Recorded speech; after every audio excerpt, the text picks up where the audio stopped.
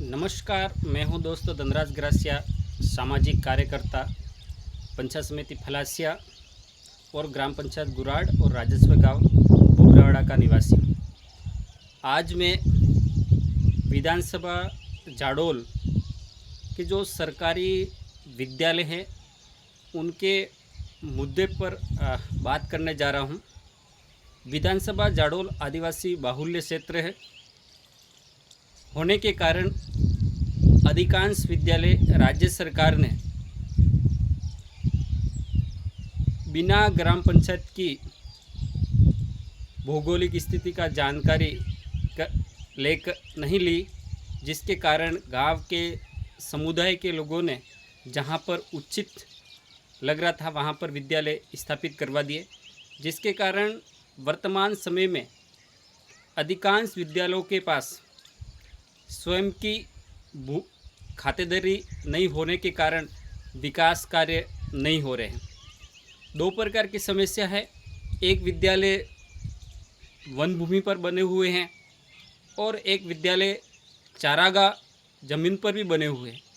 तीसरे खातेदार ज़मीन पर भी है।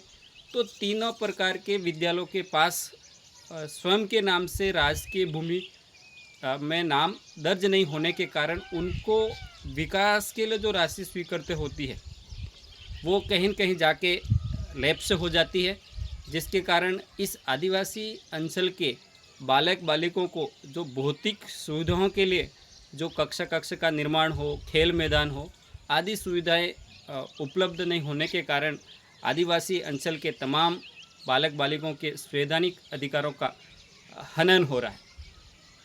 ये एक समस्या है और पूरे विधानसभा जाडोल के अधिकांश स्कूलों में इस प्रकार की समस्या है। वहाँ पर उनके नाम से पट्टा नहीं बना है। तो अब पट्टा बनेगा कैसे? अगर विद्यालय वन भूमि पर है तो उसका सामुदायिक वन अधिकार 3(2) का एक दावा कुल्लक तैयार होता है और उसमें वनाधिकार समिति के लोगों के हस्ताक्षर और पटवारी रिपोर्ट और वन विभाग की रिपोर्ट के बाद वो प्रस्ताव ग्राम सभा में प्रस्तुत किया जाएगा और वहाँ पर ग्राम सभा में लेकर उसको उपखंड स्तर तक भेजना होगा। अगर प्रस्ताव उपखंड स्तर पर जाता है तो उपखंड स्तर की जो कमेटी है उस प्रस्ताव को अनुमोदन कर जिला स्तर पर भेजती है और जिला स्तर की कमेटी उस प्रस्ताव को लेकर जो उसमें जो टीम होती है जिला कलेक्टर के नेतृत्व में, उस टीम के माध्यम से वहाँ का जो अधिकार पत्र मिल जाता है और अधिकार मिलने के बाद वहाँ पर तमाम विकास के कार्य हो सकते हैं। पर इस प्रक्रिया को करेगा कौन? इस प्रक्रिया को करने के लिए गांव के जागरूक युवा आगे आ सकते हैं, विद्यालय प्रबंध समिति काम कर सकती है, वनाधिकार समिति के लोग इस प्रस्ताव को आगे बढ़ा सकते हैं और साथ ही ग्राम पंचायत भी इस कार्य को प्राथमिकता से ले तो उसके पंचायत में जो स्कूलों का जो विकास के लिए जो प्रशासनिक समस्या आ रही है उसका समाधान हो पाएगा।